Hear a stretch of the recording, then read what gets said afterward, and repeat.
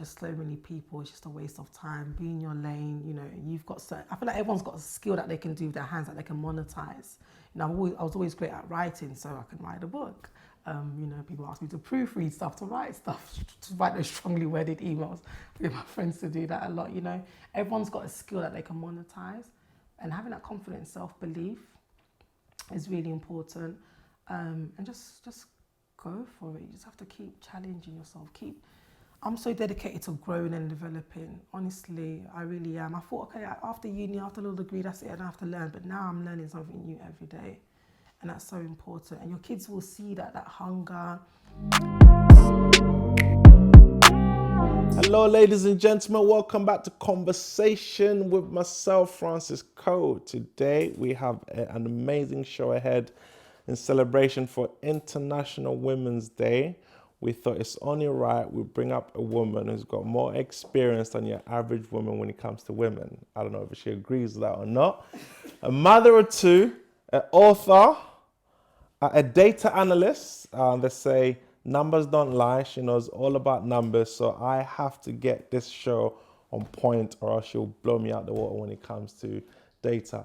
Ladies and gentlemen, without further ado, please allow me to welcome the very special guest, Pelena.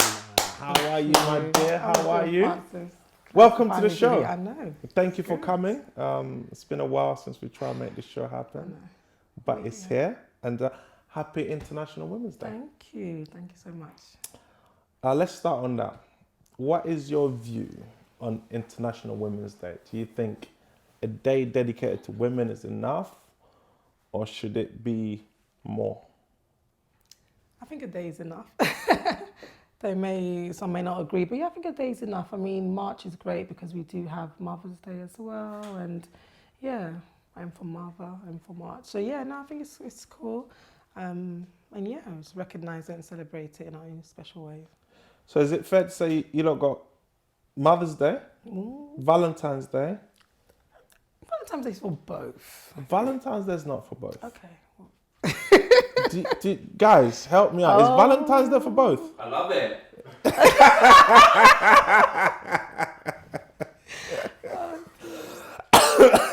I think Valentine's Day is more for women.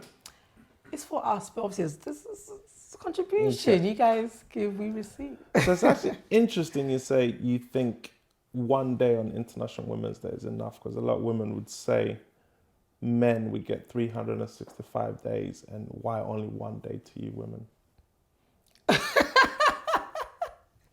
No, I believe, look, it's a day that everyone celebrates. It's international, and like I said, I think the world has changed a lot. I think women are getting more and more recognised and celebrated, and our value and what we bring to society. So I'm one for balance. I'm not trying to do overkill. I think individual families and your communities should celebrate you, and you should feel that every day, as opposed to this big sort of. We actually touched on this off air, but do you know what November the 19th is? International Men's Day. Women, November the 19th. I don't know which camera to look at. That's your International Men's Day. So let's show these men some love too. November the 19th, ladies and gentlemen, is Men's Day. It's slightly different to International Women's Day because Men's Day is more in awareness, to raise awareness for men who commit suicide for whatever reason. So it's, I guess it's an awareness day. Yeah, it's more somber. As a woman, what is International Day to you?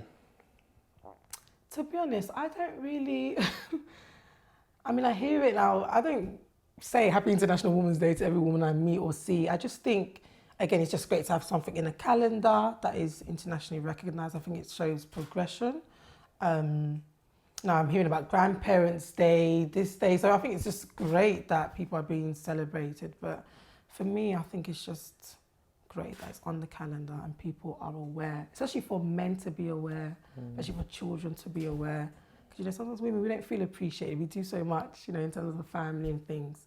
And, you know, people can take that for granted. So for me, it's just great to have a day dedicated to celebrating it globally. But as for me personally, I don't celebrate. I didn't wait. It's not like a Mother's Day where I'll wake up with flowers and, you know, my parents will call me, you know, the kid's father and things like that. It's different. It's not, I don't know, maybe it's a black thing. I don't know. Because I personally think the world would be a better place. This is my opinion, ladies and gentlemen. You can crucify me if you want, but I'm sticking to it. I believe the world would be a better place if it was run by women. Like if more leaders were in power, women, than there are men, I think the world would be a better place. I think we'll have less war, the world would be more organized, and it would just be fair. That's my personal view. And I say that to say this because if you look at most homes, not every home, but if you look at the majority of the homes, the woman's in charge of that house. You know, either I'm even talking about homes where there's man and woman in one house. You see that the woman does most of the stuff. I'm not saying men don't do nothing, but most of the instructions comes from a woman. You know, we can even go to a simple example. When most men, not all men, but most men go shopping, they come back with the wrong products. You know, most households, not all, most households, unless if the husband or the partner is an accountant, so it changes. Most households, the women are in charge of the finances. And I know this through most of my friends I speak to, because we're not really great planners as such. As in, I would see a game console that I like, I want to buy that. Whereas most women would think about the kids or whatever it is there is. We can't be as impulsive because obviously we've got a bigger, I mean, a household is big enough to manage. There's different caveats and facets to that. So we'll probably take more of a decision, time making that decision, whether I should buy this or that. But I think, we complement each other.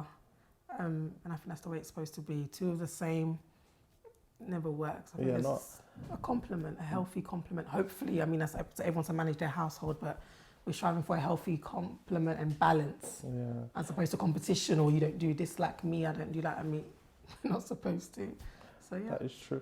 In speaking of that, we're gonna what is it being a black woman? You know what I mean? I know you're a black woman. What does it mean to be a black woman? What's the hardship, the good side that comes with it? Because most people, we just think it's easy being a woman. You know, most men will tell you that if I was a woman, I would do this. If I was a woman, I would do that. You know, you women are lucky. You got it like this. You got most men we tend to think like that. What is it like being a black woman in this day and age? I mean, I can speak to being an African woman because there's so many things around the word black itself. But I mean, I wasn't born in this country. I was born in Angola, so I can kind of trace my roots a bit further. So I would say being an African woman, being an Angolan woman, living in London, 2022, it's got its ups and downs. You know, the ups is I've got amazing, beautiful African children who love themselves, and I get to, you know, just spearhead that in such a great way. It's such a privilege to have that opportunity to use everything I've learned, everything I've seen, all the books that I've read to really mold and shape, you know, future African women who are living in London. So that's a privilege. The downside is, you know, sometimes globally, I think Malcolm X said it, I mean, about the African American woman, you know, we normally come at the bottom of the pecking order with so many different things in terms of protection and being appreciated and valued. So that doesn't feel good knowing that. But again, we're quite resilient, and we are able to just, you know, take something and make it good and see the positives in it, overcome challenges and things of that nature. So I just rely on that. You know, life's not easy, you know, and I think we try and make a situation better. You know, we've got that skill to really turn things around, see the positive, to change this perspective. We'll be doom and gloom, focusing on, you know, being on the bottom of the pecking order, or being discriminated against, and hair discrimination, skin color discrimination.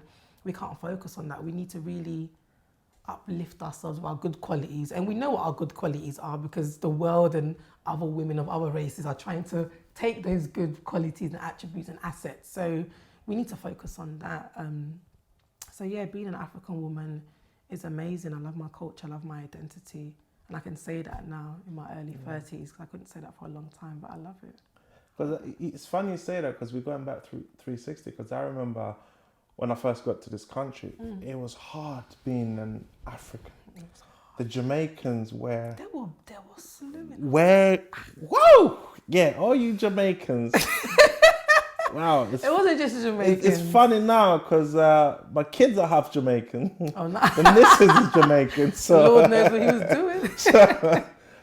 I mean, love that. the Jamaicans, yeah, it was hard. And I know a couple African friends did their super best to hide their African accent and develop a Jamaican Absolutely. accent. Just I to mean, fit I in. was from Portugal because obviously Yeah. Angola speak Portuguese. They're like, and other black kids didn't know where Angola was, except for the Congolese. Shout out to the Congolese. They knew who we were because we share a border and whatnot. But the other Africans were pretty sort of ignorant as to where Angola was. They're like, where? Mongolia? I'm like, that's not even Africa. What are you talking about? And the Caribbeans weren't really sure about us. So I'm like, okay, I'm from Portugal. That's why I speak Portuguese. And, you know, the World Cup and Euros will support Portugal and have the big flag outside the window because we're such a family of Because football obviously fanatics. Angola's never made it. We were at a World Cup, an African Cup of Nations we hosted and did well. So well done, Angola. Mwah, beijos. But yeah, no, so the Caribbeans, remember at school there was the A team, the African team and the Caribbean team. There was always issues, but we were better sports-wise and football and stuff. It was all my Jamaican friends. I forgive you. I love you. We love their music. We love their culture. I mean, who doesn't love stew chicken with butter beans? By the way, I like stew chicken with butter beans, not with that. But Jollof rice or rice and peas? Jollof rice. Okay, we'll leave us that jollof rice all the way. Sorry. So like as you know, we can relate that as women. You know, you face a lot of biasness. Is there any biasness you would like to see cancelled out? I mean, do I start? There's too much. I mean, the major ones right now: the skin, complexion, and the hair. The hair, you know, because I've got 2 daughters, and those are the things that I would love for them not to even experience anything negative about. And what can be so sad is that the hair and the skin biases comes a lot from our culture as well.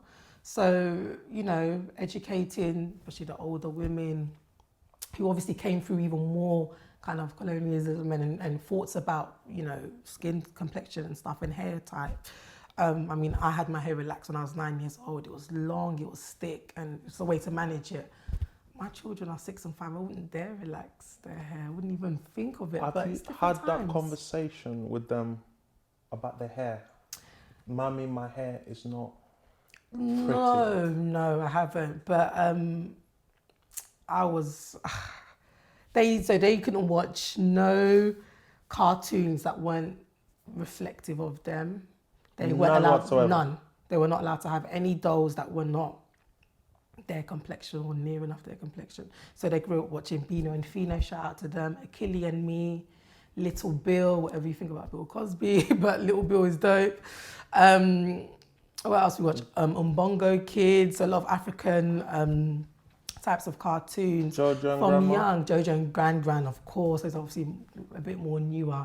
But yeah, they weren't allowed to, or if they weren't watching that, they were watching educational stuff. So I didn't believe in learning about Jack and Jill. Jack and Jill weren't going to do nothing for you. If it's not saying 1, 2, 3 or ABC, we don't need to watch it. I would make them listen to classical music. So with media, because again, I kind of looked at my upbringing. Why did I hate my skin color? Why was I having so much issues with identity?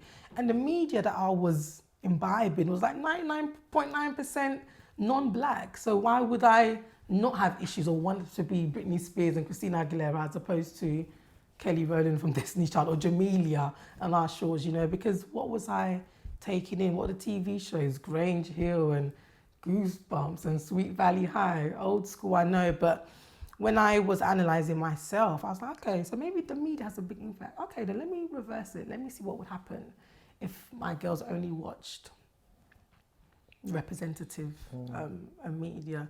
And yes, I've had nothing to do in terms of having to school them about hair. They'll say they want their hair straight, but they've seen me and I said, that's fine. We can blow dry and have it straight. Sometimes our hair is versatile. Ain't no one trying to be European or anything like that. It's our hair can do different things. So we can appeal to those styles because I know it's not coming from a deficit of it's not that. It's actually coming from, do you know what, I actually want my hair straightened today. And I'll only straighten their hair on their birthdays or once a year anyway, and that way I get to trim it and treat it as well. So, no, I've had nothing to do with skin complexion. I don't want to be black or don't like the fact I'm African. I've had none of that. Wow, that's None amazing. of that. But again, the media and what they're taking in, again, what I myself am doing, I'm not coming here with, no disrespect, long weaves up to my tailbone because I know that they're watching me. So I need to really embrace, and kids pick up on confidence, you know, especially my girls. They do, you know. I know I have to be an example for them. And yeah. Are you a good example for them? I know this is probably thinking, why are you asking me that question? In some ways I am, in some ways I'm not. I'm really strict on them. Yeah. I mean, education is so important, but it's paid dividends, but I can be quite strict, so I'm sorry.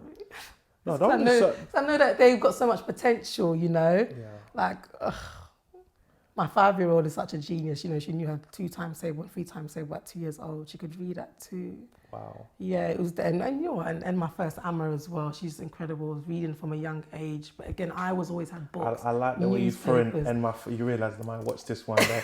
And my first Amma as well. You know, because I mean, Neri only learnt from Amma, so I would be teaching Amma because she's older, and I'll give a doll to Neri. Okay, you go do your thing. And then one time when Amma was hesitating to answer, Neri will say the answer. I'm like, oh, okay, so what's 2 times 7? What's the? She was saying the answer. I'm like, oh wow. So when I wasn't even actively, you were just kind of absorbing. Yeah. So yeah, so Amma of course is a G, but Neri's a G as well. Hey, Mommy said it. I want him to say it. And The there's one stereotype that gets used a lot: the angry black woman. How can we ridicule that? Are you an angry black woman? Oh, I can be, absolutely. What makes Righteous you? What anger, makes you? What makes you go into the angry black woman mode? And is it a thing? So that means it's not a biasness. I don't think it's a thing. That's unfair to say it's a thing. I think anger is a legitimate emotion. Sorry to cut you off. You're very right. Anger is a legitimate emotion that we all go through. So why is it when a black woman experiences that anger, it's now then the angry black woman?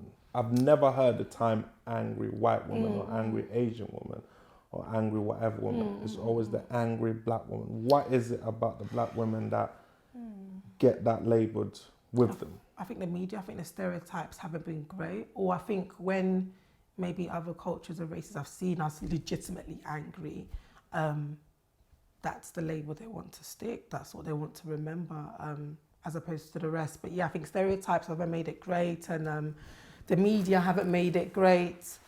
But again, anger is a legitimate emotion. Obviously, there's ways to channel it, ways to deal with anger, and the management of anger is definitely a skill. But I think as a black culture and community, which is African Caribbean community, we wear our heart on our sleeves. You know when we're sad, we know when we're angry, you know when we're happy.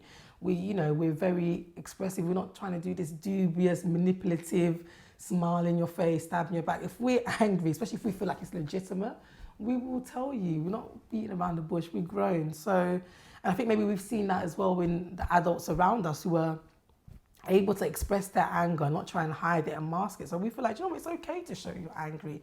But of course there's levels, and I think management and balance is important. But yeah, I don't think it's right to be slapped on with that. And I think we should rally against stereotypes that are trying to make us caricatures that other races can then say, yeah, and justify it. To see what we're talking about, that's it right there. And I think that's not great. So it's a challenge to those sort of presenting us to the media to just remember that. How can we break the stereotypes? Individually, we need to just not give people an ought to think that unless it's legitimate, you know, some things it is better to write a strongly worded email than to just snap, you know, and especially if it's a company, a business, some sort of, you know, entity like that. Sometimes it is better to just go that way, you know, writing, you know, articulating that way. But sometimes you need to call it out and get angry so they see that there's no disrespect and dishonor, and they think we're a fool because we're trying to not you know, muddy the status quo. So again, individuals need to assess the situation. Again, we're all allowed to get angry. Every culture. I've seen other races go wild and on the street and just absolutely have it in with each other. I don't then say the whole race is angry, kind of, you know. So I think with black people as a whole now, African Americans, America here, it's just easier to lump us together. It's just easier, but the black experience is so different. I mean, it's ridiculously different. So again, it's just easier for them to manage if they just lump us all together. Yeah, I mean, do you think we play a role where we can help ourselves? Oh, And what does that look like? Like and I where said, does it start?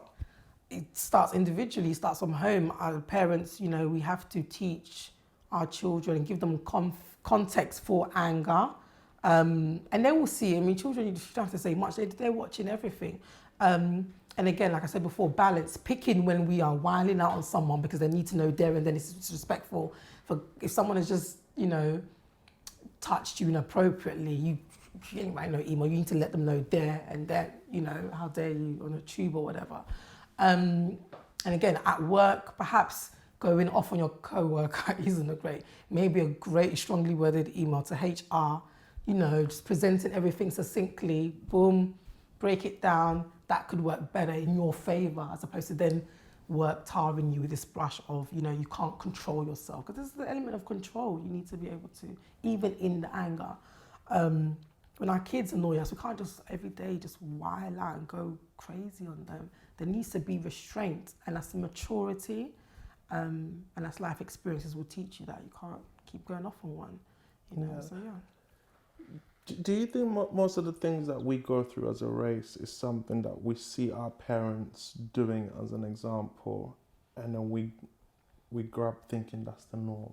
Absolutely. You know, and I say this, which we spoke about off camera for a little while.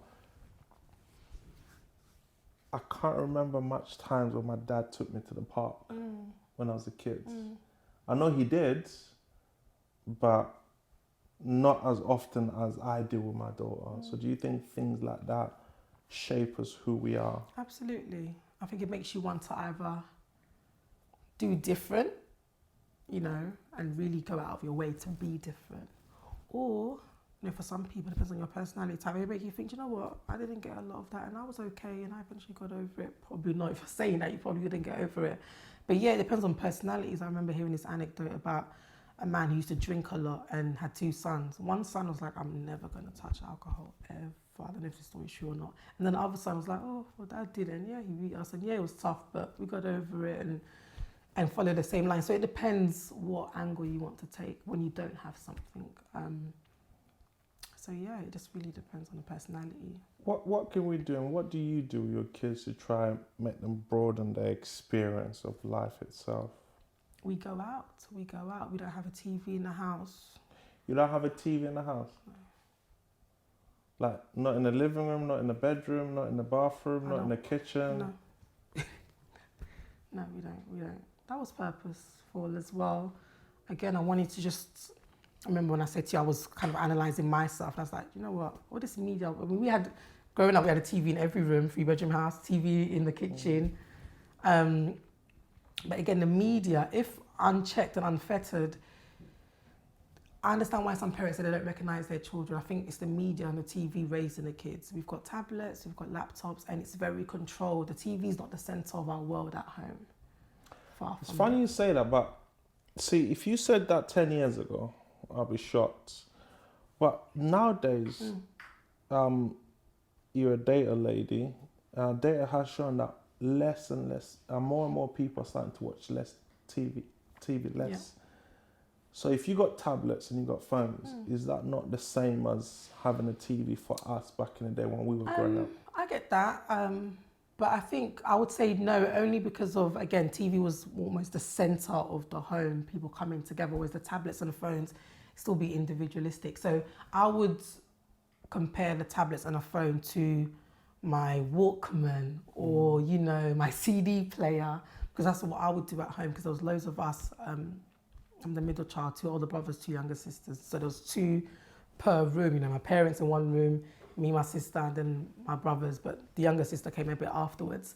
So I would retreat in my room, listen to my Walkman, listen to my CD player, listen to, Choice, listen to Jenny Francis, so it was my individual time as opposed to the TV where it was more of a family communal thing. We watched all the big football matches, we're such a football family, watch Matilda, watch the Michael Jackson kind of concerts or things of that nature. So there was just, the TV was in every room for a reason. It was so pivotal and central to our home behind the scenes or behind the closed doors. Whereas the phone is not like that for us, or the tablet, or the laptop. So would you not say then it's better to have one TV in a house as opposed to everyone having their individual tablets or phones? Because you could use that time for everyone to come together, watch the show, and after the show or during the show, you get involved in a family discussion. Yeah, I guess so. The tablets are more, the media is more, again, to spearhead their education. Obviously, 2 girls, 2 different year groups. Someone's learning English and phonics, and the other one is doing maths and measurements right now. That's what she's doing in year 2. Then the tablets can accommodate that, because obviously we need technology to the degree. A lot of homework now is based with technology, and again the laptop's quite big, so it can offer us that where we do watch movies and things. But again, because I think I'm so conscious of the screen time, we do it less and we don't do it often. So during the week, we're not really on screens unless it's to do with education. So yeah, I feel like I can just control it a bit more than the TV's just so easy, just plop down and just watch, listen, Whereas the laptop, like, hey, how long have we actually been on here? Let's shut it down, let's go out and get some fresh air. For me personally, I just feel like I'm just able to control it better. I'm a bit more aware, because it is small and you are like this. So I feel like I'm just a bit more aware of how the timings and how long and things. Whereas the TV, because I was used to it, we all grew up with it. I think for me, I would be a bit more like leave the thing on the whole day. I'll be less able to control it. Because obviously familiarity and things of that nature. So yeah, I'm quite strict. That's amazing. Talk about fresh air. What do you do? Because of Cameron, so you try to spend a lot of time with your girls outside. What does that look like? I'm not a homebody anyway. I never have been. I get a lot from being outside of the home, because at home I always have to cook something, pick up something, clean something. And I want the girls to see more than that. There's more to mummy, there's more to life than that. So look, nature has a big impact on all of us. I think more than we realise. New statistics have come out, the importance of it, and how children from deprived areas or who don't go out as much are living up to 19 years less than those from affluent areas and affluent families. So bearing that in mind, I think it's so important to get out. I visit all the local parks around us. I go into Hyde Park. Wherever we go, I find a lot of this stuff on Time Out, Instagram. I get inspired. I'm like, what? Let's go. The sun is shining. Let's go. And I find it works. We live in a small London flat. Even though we have got balconies, we've got 2 balconies. It's just great to be out. Then I get to learn, see different cultures, see different things. Learn how to navigate as a human in London, know what side to stand on when we're on the train, just know etiquette, just know how to move and navigate and feel comfortable. This is their city. We helped build a lot of London, a lot of the world. So I don't want them to feel uncomfortable, feel like they don't belong here. I'm always telling them about Africa, but I had to stop that. I'm like, what? This is where we think is best to raise you for now. So I need them to feel confident navigating this space. I don't want them to feel like foreigners. They were born here, we live here. So going out and about and exploring allows them to get more comfortable with their surroundings, and they're starting to recognize places. Oh, we came here before, or we passed here. And again, for our young children, I think that's really necessary. We want them to feel belonging, How important is that for them to feel that this is their city? Too important. And explore other cultures and learn. Too important, because I didn't feel that growing up. A lot of my friends didn't feel that. We felt like London, where we lived, was the bubbles where we were given, we should be happy we're given this little plot and stay there. And that's why you had lots of boys growing up not moving from different areas. If you're from east, you can't go to west, you can't go to south. Nonsense. I'm not a brand ambassador for no postcode. They ain't paying me. They're not giving me less council tax. I'm going to get on the bus and explore, or on the tube, because it's good for my mental health. It's good to see what's out there. It's good to see potential. It's good to see perspective, how the other half live, if you want to see that. And then you start thinking, you know what, I want this. Okay, how can I have a house one day here? Okay, I have to work hard. I need to go with my gut. I need to enhance and work on the skills that I have, the natural talents. If you sing, if you rap, if you write, if you draw, if you paint, whatever. If you're good at numbers, you can crunch numbers. Whatever it is, it just helps them open their minds. And of course, then internationally, even better. Because, you know, English isn't the only language in the world, as some of us would know from our backgrounds and where we come from. You know, get to see other cities. Go to Berlin, go to America if you can. Be careful when you go there, because there's Americans. Well, actually, when you speak, put on a proper English accent. What's a proper English accent? Just exaggerate the thing. Just exaggerate it. You know, so exploring is more than, I think our parents back in the day just saw that you just want to play, but it's more than just play. There's an art to it. There's deeper connotations to being out of the house. You know, there's deeper connotations. And I used to always be out. I lived on a great estate. We used to play. Everyone knew each other. Cul-de-sac, ain't no one going anywhere. You know, our parents used to say, come in, you're out too long. But now all these kids are inside with all these gadgets, neck all stiff, back all messed up, because they're just like this all the time from the buggy. I see kids in buggies like this. I'm like, what's going to happen to their back? I think we're overly screen dependent. Get some fresh air. It does wonders, you know. Off camera, he was telling me about the statistics that shows about people not having a garden. Yeah, so they're saying they said nearly 4 out of 10 black people, and of course when they say black British, African, Caribbean, don't have access to a patio, a garden or a shared garden, a balcony.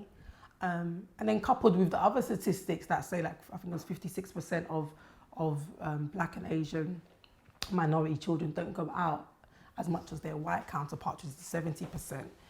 It just shows that we're a bit in too much. And like I was saying before, I mean, back home, Africa and the Caribbean, we were out a lot, you know, but I feel like when the Africans and the Caribbeans come to the UK, we get really insular, you know, everything happens indoors.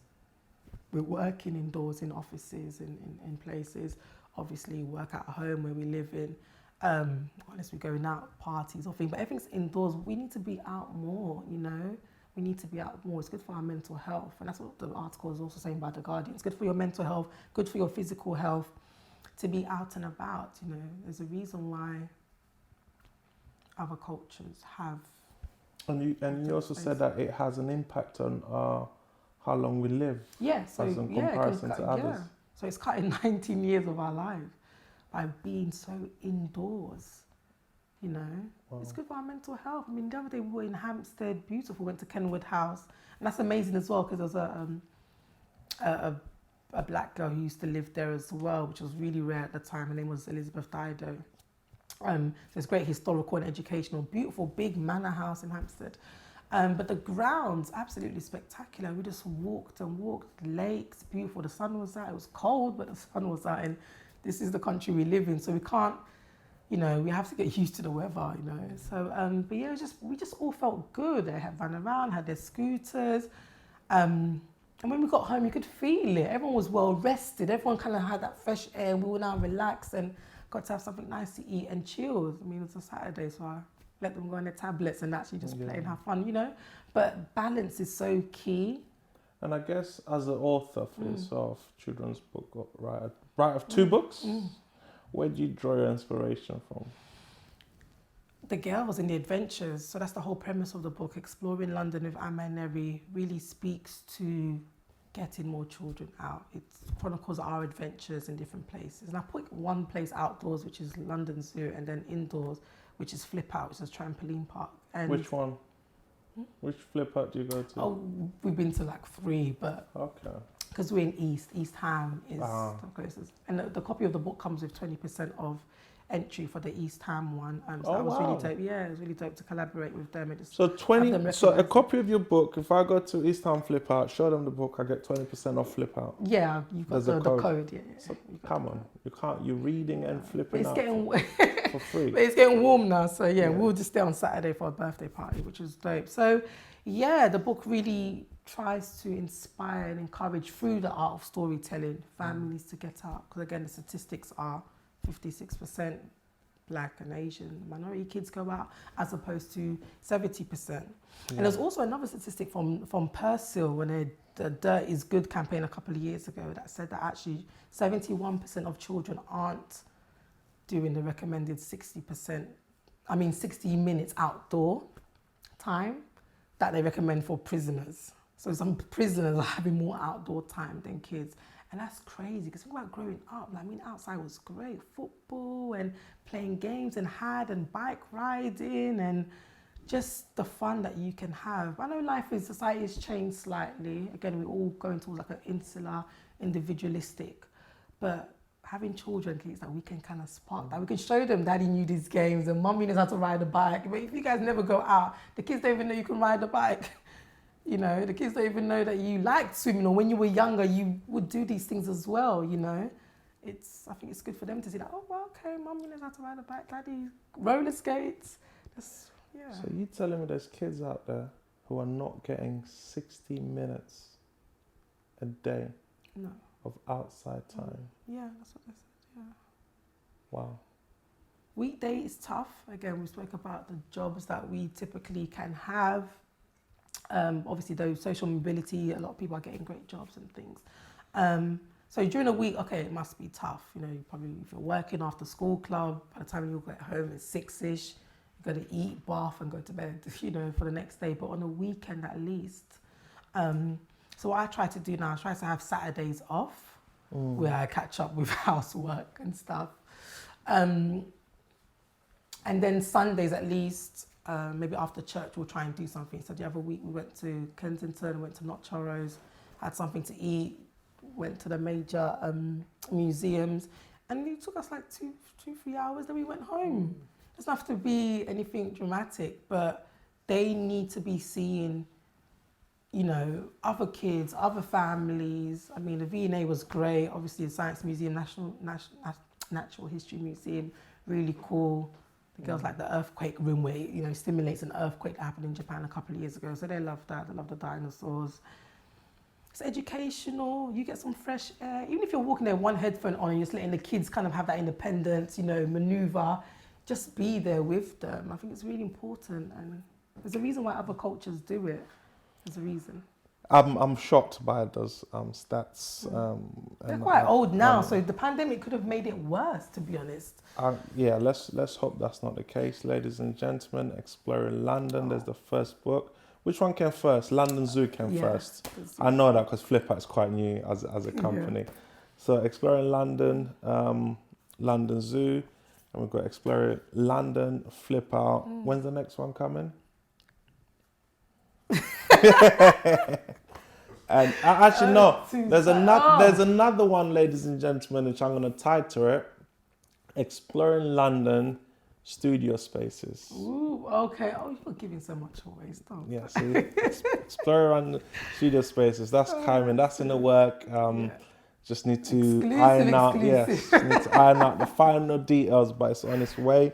Again, East Ham. If you're in the East Ham area, buy this book. You can go Flip Out. Flip Out is actually an amazing place for really kids to go and just run around. You know. And I love Flip Out. I've been there with just adults. I love Flip Out. It was like a disco. And got to do some like obstacles. And okay, I don't know what Flip like Out you going with. East Ham. East Ham. Can this get me 20% off in East Ham? That one, absolutely. As an adult? Yeah. I'm coming. See, even adults, you can get it. Yeah, anybody. No, thank you very much Thank you for having me. So, for what you've done, for what you've achieved, any regrets so far? I regret not being confident earlier. When I was younger, my goodness, if I shaved 10 years of just not sure and this, man, that would have been a good look. That would have been a good look. So maybe not a regret, but just it's what life is, and nothing's stopping me from doing it now, and nothing indeed is stopping me, because I know who I am, I know what I'm doing. But yeah, just for the kids out there, for the parents, I know you're working hard, I know it's difficult, but just have that confidence. Your kids have self-belief in you, so just... What is your view on Oh, Lord. on parents who live who wants their kids to live the life that they never lived? Don't we all want that to a degree? But I guess I'm not looking at it from rose-tinted windows because it's getting tougher now. You know, we're a generation that are actually more educated than our parents but earning less because of inflation, because of the society and the way things are going. Costs of living is rising. So I think for me, it's a character thing is more important and or just as important as well as the physical, the trappings, you know, the materialism. I mean, because I had that as well. I couldn't get kickers when I was in school because there was 5 of us. I was like, I want kickers. My kids have had kickers. I was like, they're gonna have kickers. Yeah. Silly stuff on playground. But we've all got elements of that. But as long as it's, again, check and balance it. Now it's not that deep. Now the kickers don't last that long now as well. Because they're rough and tumble play in the playground. So I'm like, maybe my mum was right. Maybe just take it easy with the certain shoes or putting brands out there. But you know what I mean? So we all have that to an element. We all want to, look, each generation has to do better, right? But we are living in tough times. The other generation went through a pandemic like us. So just, yeah, balance is healthy. But my thing is more character and investments in it, you know, paying it forward. You know, what can I give them, you know, up here as well, as opposed to on your feet. Even though your feet got to look fly too, but it's, the balance is good. I'm all about balance. My feet okay? My feet are cool. Okay, thank you. Cool. I won't ask about mine, so I know they are. So I don't need affirmation. You got to affirm myself. I don't want to mess with an angry black woman. I'm joking. Oh, it'd be like that. Don't worry about the 19th International Men's Day. Don't worry about it. No, I'm playing. Yeah. What advice would you give out there to a woman who wants to better her life for her, her kids, and her people? Utilize Google and YouTube and Coursera and Udemy. You can learn so many skills. Look, consumption of brands and materialism is not that important. It's not. So we need to manage our money, get into paying it forward, get life insurance. We got kids. Because that builds a lot of wealth as well, you know, just having that life insurance and passing and leaving an inheritance, managing your finances, just being confident in who you are. Look, social media would have us comparing to just so many people. It's just a waste of time. Be in your lane, you know, you've got certain, I feel like everyone's got a skill that they can do with their hands that they can monetize. You know, I was always great at writing, so I can write a book. You know, people ask me to proofread stuff, to write stuff, to write those strongly worded emails. I get my friends to do that a lot, you know. Everyone's got a skill that they can monetize. And having that confidence, self-belief is really important. And just go for it. You just have to keep challenging yourself. I'm so dedicated to growing and developing. Honestly, I really am. I thought, okay, after uni, after a little degree, that's it, I don't have to learn. But now I'm learning something new every day. And that's so important. And your kids will see that hunger, that integrity, that character. Because we don't want them to think life is rosy, because it isn't. We need to prepare them. We can't have them sugar-coated and, you know, in cotton wool either. But right now, confidence, money is really important. And managing and letting social media get you confused about because we see celebrities now, it's just like, oh, everyone's different like that. No. And get it the hard way, because a lot of people are getting those trappings through very dubious ways, you know. Just make sure you can look yourself in the mirror and sleep at night. You need that. So just making sure we're not making decisions that we will regret, especially to get the modern trappings of life, you know. That's really important. Mm. Really important. That's true, because I feel social media is a double-edged sword. It's up to you, you know, if you want to use it for the bad stuff, you get way more than you bargain for. And if you want to use it for the good stuff, you definitely, again, get way more than you bargain for. So it depends which side you use it. I believe social media was created with good intentions. That's my belief. I think if you look at Facebook, Instagram, whatever, it was created for with simple, let's share our happiest moments with friends. I think that, I could be wrong, but that's what I think.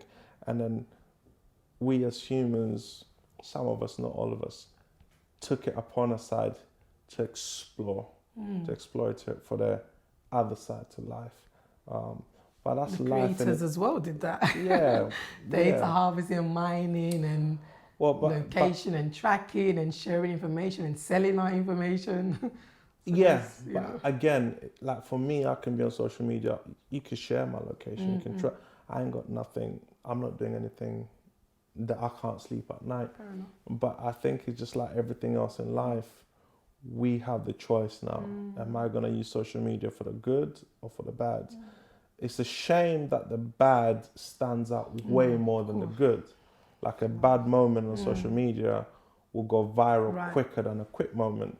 But again, we still have the choice to use it anyhow we wish. So we have to focus on that as opposed to the negative side of social media. Yeah. What I would say as well, I forgot to say, is that needs to go viral. A recent report came out that 53% of the black children in the UK live in poverty. And that's up from like 47%. That needs to go viral. I know we're not seeing pictures. I know we're not seeing it because it's sort of hidden, and what good parent won't want to hide that, But yeah, child poverty within our community is going up, and we need to recognise that, because it's tough for a lot of the children in the UK who are our complexion. So that needs to be said. That needs to be recognised. Again, happy to share the article with you, but that's not being talked about, and it's alarming because with all the other biases and other issues that we go through as a culture, it's really sad because again, who's paying it forward? What are we leaving our kids? And this is basics. We're not even talking about high sort of value materialism. We're talking about basics. Food, clothing, and that's in the UK. So I feel really strongly about that. Something needs to be done. And it's awareness. Something needs to be done. What do you think could be done? What are you doing? Let me challenge you. What are you doing? Okay, so the people around me, I'm always challenging, and my website my blog. So a lot of the things that I said to you in terms of when you said about advice for those wanting to better their lives, I've put that on the blog. I used to work in debt management, so still got the knowledge in terms of how to handle debt, the methods to tackle debt. How most people get into debt in the first instant isn't because of overspending, it's a change in circumstances, a bereavement, a loss of a job, illness, mental health. A big one is family breakups, a relationship breakdown, so the separation and the divorce. So a lot of those things are what's driving people to take debt out, whether you work or not. So I recognise that, but I recognise there's methods. You can't just bury your head in your sand. If you call up these people who are chasing you, a lot of them, gas, water, they've got measures in place. They've got funds that people don't know about. Most local councils have like a discretionary housing payment if you're on low rent. They've got like assistant payments for those who are really struggling. So a lot of this information I put in the blog. So people know that. There's a lot of things out there. We are somewhat fortunate to be here, and obviously with the pandemic, those things are still there. Every council got like a pot where they're helping, the most vulnerable in the community. So I just want people to be confident, be brave, and seek help so it doesn't get bad. It doesn't get worse. Or go to a lot of good debt agencies that people may know about to get help. They don't have to tackle it alone. So I know there's a shame and things of that nature. Or, I'm resilient, I can work it out. But if it's affecting your children, then get the help. It might speed things up, if not anything else, So yeah, wow. Passionate about that, very passionate about that. I like that. To end on a somber note, but... No, so what we do, how we finish it, that is your camera. Oh. Whatever you want to finish the show by, you want to sing to us, you want to read us a part of your book, you want to give more advice on, because it's International Women's Day, as you're a woman of excellence, take it away. Okay, hi everyone, I'm Pelena. Happy International Women's Day, and it's so great to be here. I just want to encourage both the women and the men just to keep going. Life is going to get tougher here in the UK. Going to feel a pinch, but I want you to stay strong. I want you to take advantage of the help that's out there, family and friends. Build a network of support, and yeah, just make sure that you can overcome these difficult times. But you won't do it alone. You need a community, you need a network. So build your network and build your confidence. Thanks for having me. Peace and blessings. Ladies and gentlemen, there you have it. Happy International Women's Day. Thank you for tuning in.